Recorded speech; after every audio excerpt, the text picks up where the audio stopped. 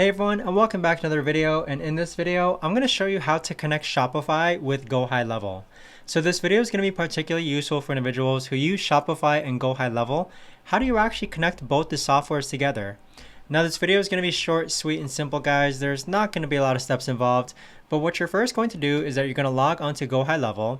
And then next, you're going to click on Settings on the bottom left-hand side. Now, once you've accessed the Settings tab, you want to click this Integrations tab right down over here. And then you're going to be redirected to this page of all these apps that you can connect with GoHighLevel.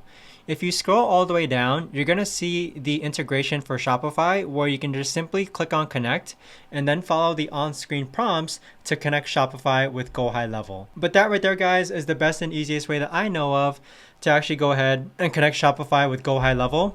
If you guys know of a better or easier way to actually do this, let me know in the comments down below. I would love to know. Thanks so much for watching, everyone, and I'll see you guys all in the next video.